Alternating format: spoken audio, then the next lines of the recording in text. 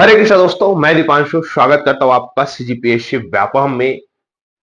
2025 में बेरोजगार अभ्यर्थियों के लिए मौके हैं और उन मौकों को आपको तलाशना होगा। जी हां, ऐसा इसलिए कह रहा हूं क्योंकि वर्तमान में एडीओ, एडीआई, आबकारी और अमीन तीनों ए से प्रारंभ होने वाली भर्ती परीक्षाओं का विज्ञापन, एक प्रकार का ऑफिशियल नोटिस देखा जाए तो व्यापम के कैलेंडर में आपको देखने को मिल चुका है और एडीआई का भर्ती विज्ञापन आपको पीएससी की वेबसाइट पे देखने को मिल चुका है। अब अभ्यर्थी असमंजस में है कि हम किसकी ओर आगे बढ़े। इसमें 4 से 5 प्रकार के विद्यार्थी है, हम उस पर डिटेल में बात करेंगे और इसके अतिरिक्त बहुत ही ज्यादा महत्वपूर्ण प्रयोगशाला तकनीशियन की जो संभावित कट ऑफ है, जहां पे चयन होने की प्रायिकता ज्यादा होगी अभ्यर्थियों की, उस पर भी हम विस्तार पूर्वक बातचीत करने वाले। तो जल्दी से चलिए वीडियो को स्टार्ट करते हैं और बात करते हैं भर्तियों के संबंध में। तो आप सभी जानते हैं कि छत्तीसगढ़ में 6 से 7 प्रकार की भर्तियां आ चुकी है और जिसमें से हम अगर बात करते तो सबसे पहले एडीओ का पेपर होना है। 15 जून को इसकी संभावित परीक्षा तिथि बताई गई है, 200 इसके पद है। इसके बाद एडीआई के भर्ती विज्ञापन है जिसकी परीक्षा 6 जुलाई को बताई गई है और इसमें लगभग 30 पद है। इसके अतिरिक्त आबकारी आरक्षक की बात करें तो इस पर भी लगभग 100 पद है और 27 जुलाई को इसकी परीक्षा संभावित बताई गई है। प्रयोगशाला परिचालक ये लगभग 2023 की भर्ती है और इसका एग्जाम 3 अगस्त को जो है 440 पद के लिए लिया जाना है, संभावित है। और फिर अमीन पटवारी लगभग 7 दिसंबर 2025 को, जिसमें 50 पदों पर भर्ती विज्ञापन है, उसके संबंध में भर्ती लिया जाना है। अब देखिए, इन सभी भर्तियों में कहीं ना कहीं दो गुट है। एक एडीओ भर्ती की बात करें तो इसमें बोनस से संबंधित दिक्कतें हैं, एडीआई में योग्यता से संबंधित दिक्कतें हैं।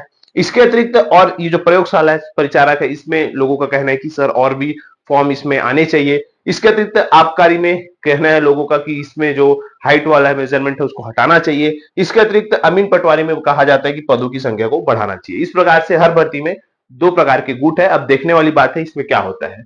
बात करते देखिए बहुत ही महत्वपूर्ण इसकी योग्यता और सिलेबस के संबंध में। जैसा कि एडीओ की बारे में बात करें तो एडीओ की जो नॉर्मल योग्यता है, नॉर्मल जो जितने भी ग्रेजुएशन वाले वो फॉर्म भर सकते हैं। एडीआई में अगर हम योग्यता की बात करें तो बी जो भी किसी भी ब्रांच के हो वो फॉर्म भर सकते हैं। इसके अतिरिक्त जो केमिस्ट्री है और भी बहुत सारे सब्जेक्ट है उसमें अगर वो पीजी है तो वो इसमें फॉर्म भर सकते हैं। इसके अतिरिक्त एमबीए वाले भी इसमें फॉर्म भर सकते हैं।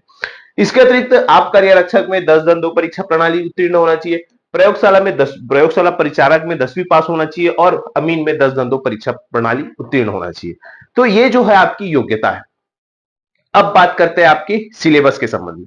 तो लगभग इन सभी सिलेबस में 3 चीजें कॉमन आई हैं, जिसमें कि देखा जाए तो भारत का सामान्य अध्ययन, छत्तीसगढ़ का सामान्य अध्ययन और हिंदी, ये जो 3 सब्जेक्ट है आपको सभी परीक्षाओं में पढ़ने हैं।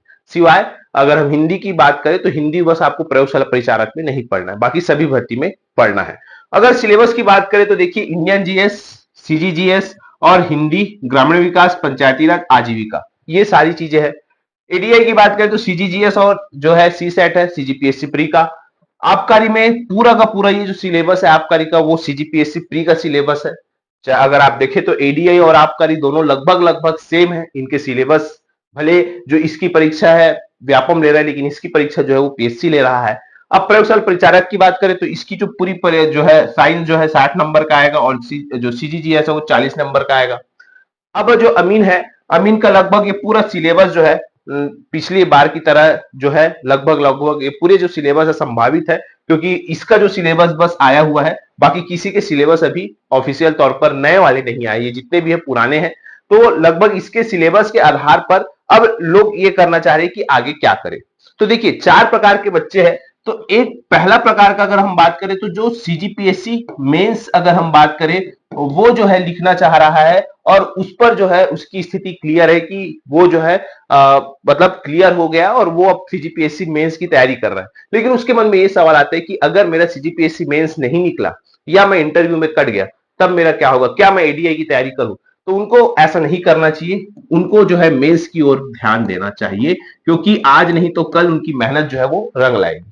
इसके अतिरिक्त वो अभ्यर्थी है जो कहीं ना कहीं मेंस की तैयारी उनकी अच्छी नहीं है लेकिन प्री उनका जो है निकल रहा है। अब बात है कि आपको क्या करना चाहिए। तो देखिए आप दोनों फॉर्म में मतलब दोनों चीज में पांव रख सकते हैं। क्यों? क्योंकि आपका जो मेंस का सिलेबस देखेंगे तो आपको वहां पर सीजीजीएस भी देखने को मिलेगा, इंडियन जीएस भी देखने को मिलेगा, हिंदी भी देखने को मिलेगा। आपको कहना चाहिए कुछ चीजें बस आप जैसे मैथ्स भी वहां पे आपको देखने को मिलेगा। तो ये बहुत सारी चीजें जो आपके मेंस के रिगार्डिंग है, लेकिन कुछ चीजें ऐसी है जो आपको अलग हट के तैयारी करनी पड़ेगी। जैसे अगर हम बात करें तो जो कंप्यूटर वाला पार्ट है वो जो है आपको अलग से तैयारी करनी पड़ेगी। जैसे कि हिंदी, अंग्रेजी और छत्तीसगढ़ी भाषा तो मेंस में भी आप पढ़ते हैं, तो दोनों में आप लेके चल सकते हैं। और इसमें सबसे ज्यादा फायदा उन्हीं का होगा जिनका सीजीपीएससी प्री निकल रहा है लेकिन उनका मेंस नहीं निकल रहा है, और जो इंजीनियर है, क्योंकि एडीआई का पद हर किसी के लिए योग्य नहीं है, आपको ये भी बताना चाहूंगा। इसी को लेके एक अभ्यर्थी के जो गुट है वो गए हैं जो उद्योग मंत्री जी के पास है। देखिए उद्योग मंत्री जी का यहाँ पे कार्यालय का जो है सील और साइन है, उसमें बताया गया है कि भैया छत्तीसगढ़ लोक सेवा आयोग का जो सहायक संचालक का भर्ती विज्ञापन जारी किया गया है उसमें जो शैक्षणिक योग्यता है बी है, और इस जो है बी था, लेकिन उसको जो है आप इंजीनियरिंग में स्नातक और अर्थशास्त्र में स्नातकोत्तर तथा प्रबंधकीय विषय में विद्यार्थी को ही पात्रता दी गई है।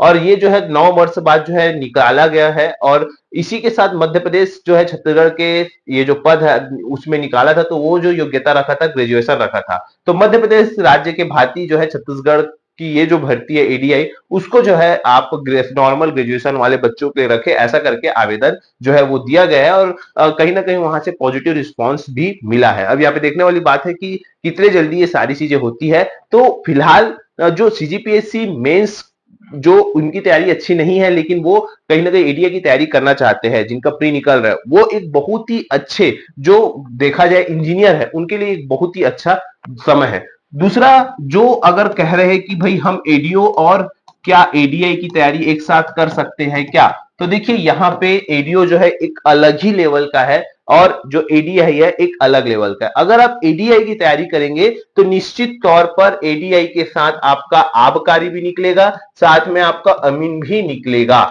अगर आप एडीआई की तैयारी करेंगे, क्योंकि लगभग जो दोनों का जो सिलेबस है आबकारी और अमीन का लगभग लगभग एडीआई के समकक्ष है। तो सिलेबस जो है आप सिलेबस देख के तैयारी करिएगा कि किस सिलेबस के आप तैयारी कर रहे हैं। तो एडीआई और आबकारी और अमीन ये तीनों पद लगभग लगभग कहीं ना कहीं सेम है। लेकिन अगर हम एडीओ की बात करें तो ये एडीओ और आपका जो प्रयोगशाला परिचारक है ये दोनों अलग ही है। आप इसकी तैयारी सेपरेट करेंगे तो ही आपको फायदा होगा, अन्यथा आप किसी में जो है नहीं चल पाएंगे। तो इस प्रकार के अभ्यर्थियों को यही सलाह है, आप एडीआई, आबकारी और अमीन तीनों की जो तैयारी एक साथ कर सकते हैं।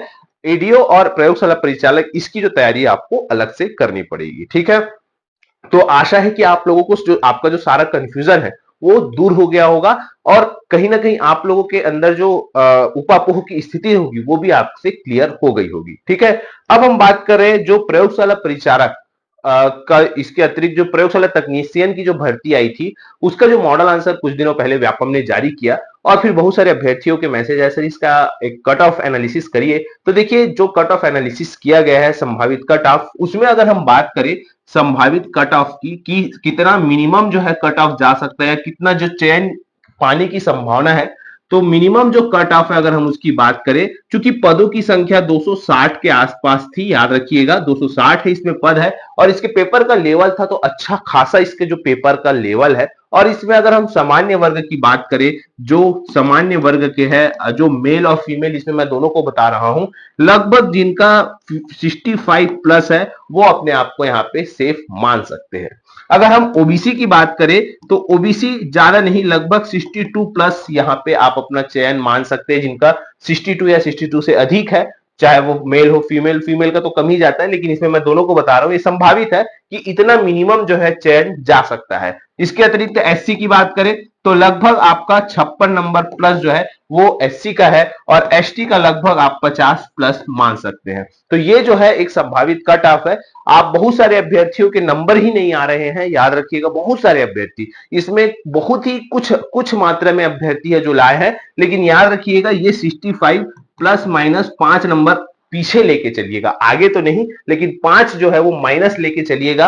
हो सकता है कि यहाँ पे 60 नंबर हो, यहाँ पे लगभग आपका 56 नंबर हो, ऐसे भी जो चयन, क्योंकि कट ऑफ क्या होता है मिनिमम उस नंबर तक चयन हुआ है, तो यहाँ पे जो आशंका जताई जा रही है कि 65 जो माइनस हो सकता है, क्योंकि लोगों के नंबर नहीं आ रहे हैं। लगभग 5000 लोगों ने पोल किया, लेकिन उसमें बड़े गिने चुने हजार बच्चों के ही जो है नंबर आए होंगे, और उसमें भी क्योंकि पोल को इतना ज्यादा सीरियस नहीं ले सकते। हमारे पास जो स्टूडेंट थे लगभग जिनका अच्छा खासा चयन हुआ है, उनके भी नंबर नहीं आ रहे, तो निश्चित तौर पर जो कट ऑफ है वो 60-65 के आसपास ही रहेंगे सामान्य वर्ग के। तो फिलहाल यही जानकारी देना था, आशा करता हूँ चीजें समझ आई होगी। वीडियो अच्छा लगा तो इसे ज्यादा से ज्यादा तक शेयर, लाइक और सब्सक्राइब जरूर करें। वीडियो देखने की धन्यवाद।